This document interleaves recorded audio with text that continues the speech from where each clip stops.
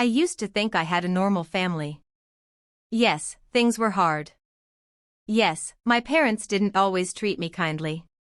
But they never hit me. They never told me to leave. So I told myself, this is okay. I can survive this. But deep down, I knew something was wrong. They didn't yell, but they didn't love either. They used silence like a weapon. They gave all their kindness to my sister, Melissa. They gave me leftovers. I thought I could handle it. Until I became a mom. When I had my son, Caleb, everything changed. I looked at my little boy and I knew I could never treat him the way they treated me. That's when I finally saw it. How my mom used guilt to get her way. How my dad only showed love when I obeyed. I made a promise. They would not hurt Caleb the way they hurt me. Not even a little. So I kept them away. We were polite. We smiled. But I never let them get too close. I waited for proof they had changed. But the proof never came. Then, life happened. Not a real fire. But something close. One night, the power in my apartment went out. The landlord said the wiring was bad. The place was unsafe. The insurance would pay for a hotel. But there were no homes available for families yet. And we had nowhere else to go. That's when my phone rang. It was my mom. She said, "Bring Caleb here. We have space." I froze. My heart said no. My fear said maybe. "It'll only be for a few days," she added. "We'll treat him like our own." In the background, my dad grunted, "Just until you're back on your feet." I didn't know what to do. Caleb was only 7. He was sweet. He was quiet. He hated loud sounds and loved peanut butter and banana sandwiches. I packed his bag. I included special snacks. I printed his allergies in big, bold letters. I kissed his forehead. And I left. That night, I couldn't sleep. Something inside me felt wrong. I didn't know why. By the 3rd day, I called Caleb. His voice sounded strange. Not like my happy boy. He was quiet, slow, tired. "What did you eat today?" I asked. He paused. "Some crackers," he whispered. "Just crackers?" He paused again. "Papa said lunch is for family. And I'm just visiting." The phone almost fell out of my hand. I got in the car and drove all night. I didn't stop for food. I didn't stop for sleep. I just wanted my son. When I arrived the next morning, the first thing I noticed was the smell. Sausage. Eggs. Pancakes. They were eating a full breakfast. Caleb sat at the far end of the table. His plate was empty. He looked pale. Tired. Small. My dad was eating pancakes. My mom was reading a magazine. "Where's Caleb's food?" I asked. My mom didn't look up. "He already ate." "No, I didn't," Caleb said, very softly. My dad chuckled. "He had some crackers yesterday. He's fine. He's not starving." I looked at Caleb. He looked like he wanted to disappear. He was learning how to be invisible. Just like I once did. "Why would you say he's not family?" I asked my mom. She rolled her eyes. "Because he's not. He's your kid. He's not our responsibility. He's 7. I cried. "You think it's okay to punish a child this way?" My dad stood up. "No one's punishing him. But he's not entitled to anything. Not like Melissa's kids." There it was. Melissa again. The favorite. Her kids had their own bedrooms in this house. My child was treated like an unwanted guest. I didn't scream. I didn't argue. I picked Caleb up and said, "We're leaving." My mom called out, "You're making a scene over snacks." I didn't answer. I didn't say goodbye. I never went back to that house again. I took Caleb to a diner. He ordered pancakes. But he couldn't finish them. "My stomach hurts," he said. That broke my heart more than anything. Back at home, Caleb didn't talk about it.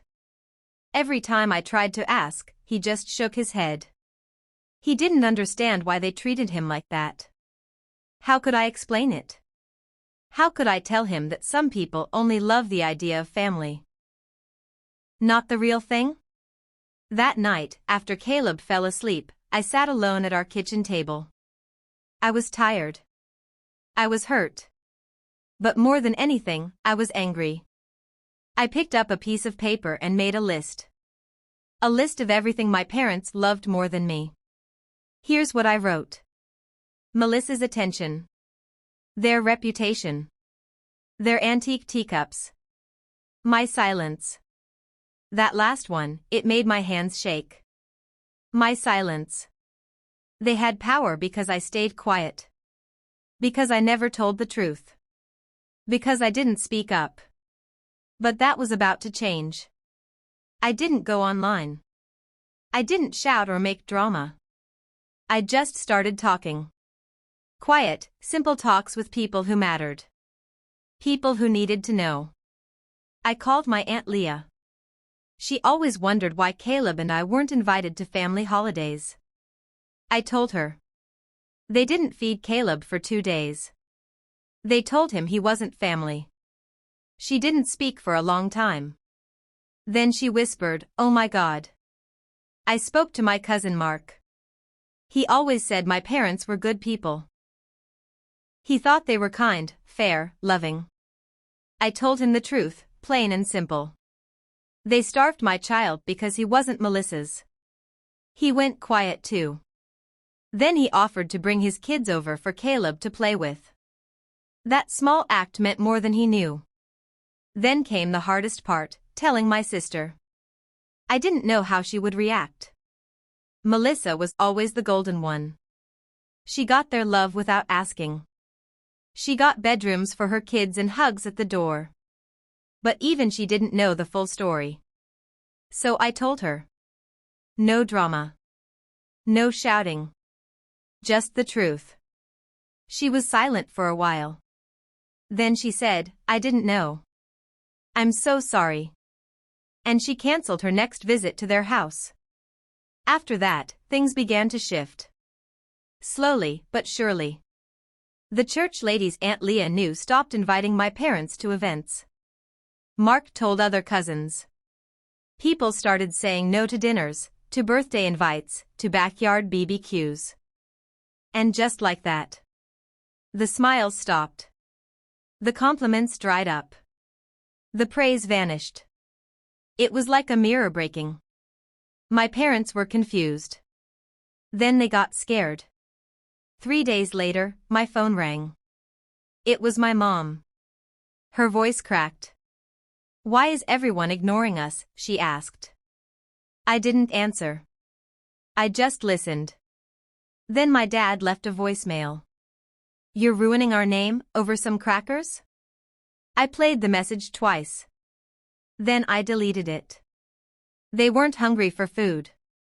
They were starving for something else. Attention. Admiration. The fake image they had built for years. They needed to feel respected.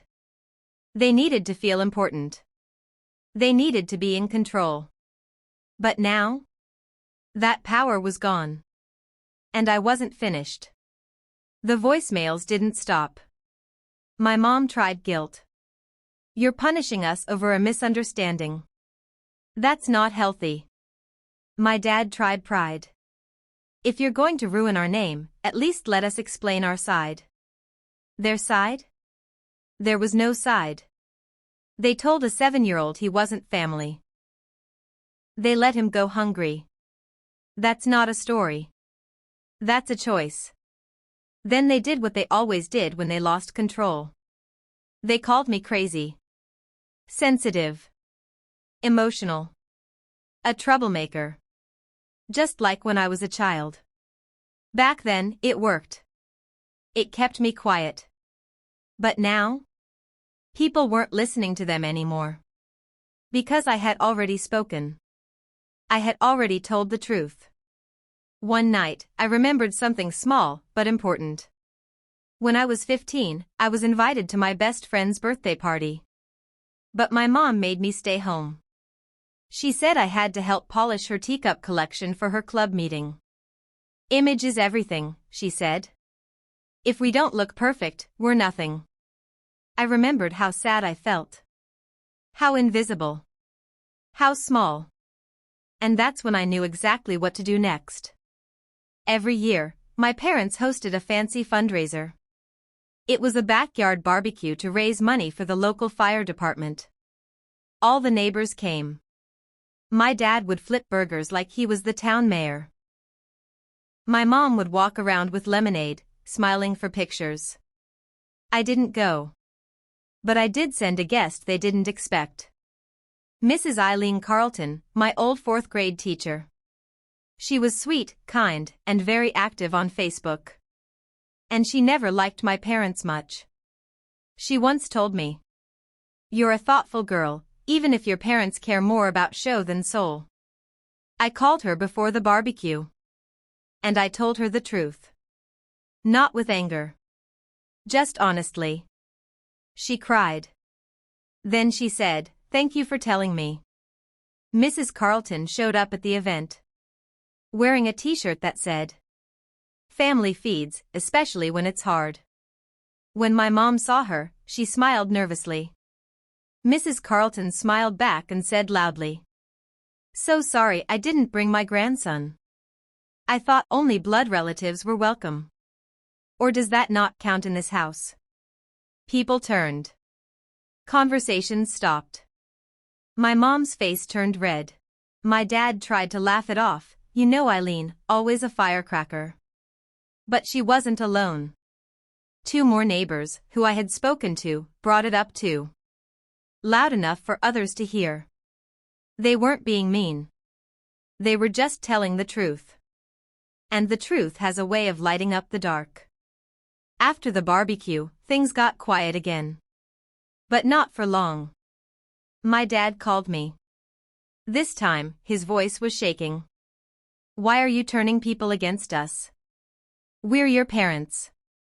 I answered softly. "No. You're Melissa's parents.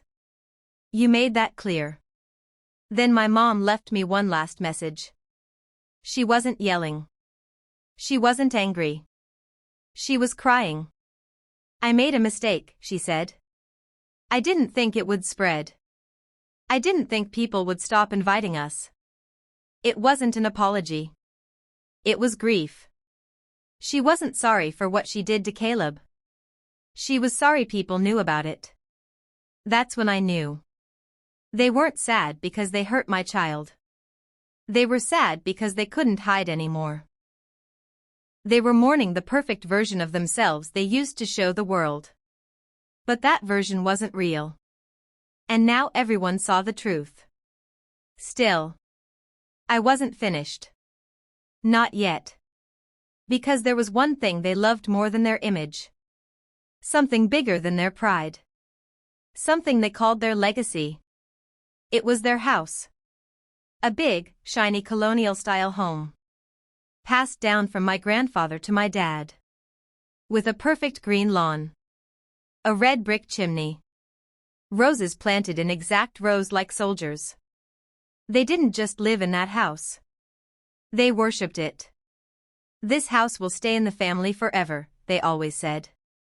Funny. Because the house was now full of silence. No laughter.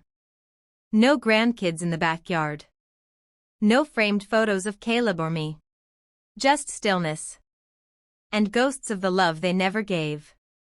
So I sent them a package. No note. No threats. Just real photos.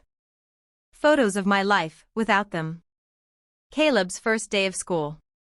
Caleb and me at the zoo. My birthday, his birthday, our smiles.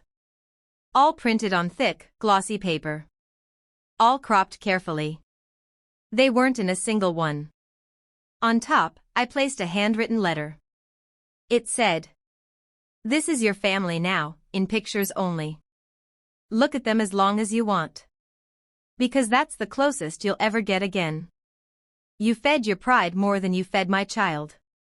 You called him a visitor. Now you're strangers. You said the house would stay in the family forever. But the family left. And now the house is just a shell." I sealed the box. Sent it. And never heard back. A week later, Melissa called me. Her voice was softer than usual. "I went to visit them," she said. "But the house was different." "What do you mean?" I asked. The curtains were all shut. The lights were off. It felt cold. Empty. "They barely speak anymore," she whispered. "Dad walks around in his slippers. Mom keeps trying to invite people over. But no one comes." I nodded. "Good," I said. "Now they know how Caleb felt." Melissa was quiet. Then she said, gently, "They were raised a different way." I paused. "So was I replied. But I don't starve children and call it discipline." Melissa never brought it up again. Days turned into weeks. Then months. And slowly, Caleb began to smile again. He asked silly questions like, "Do birds get hungry when it rains? Do grandmas always forget snacks?" One day, he looked up at me and asked, "Can we drive by their house?" I looked at him. "Why?" "I just want to see it." So we did. We didn't go in. We didn't knock. We just parked across the street and looked. The lawn was overgrown. The porch light blinked like it was tired. A curtain moved, but no one came outside. "Does anyone live there?" Caleb asked. I looked at the house. Then I looked at my son. "Not really," I said. We sat in silence. Then Caleb leaned his head on my shoulder. He whispered, "I'm not hungry anymore." I kissed the top of his head. "I know, baby. Neither am I." Please like and subscribe for more videos. Also comment where you're watching from.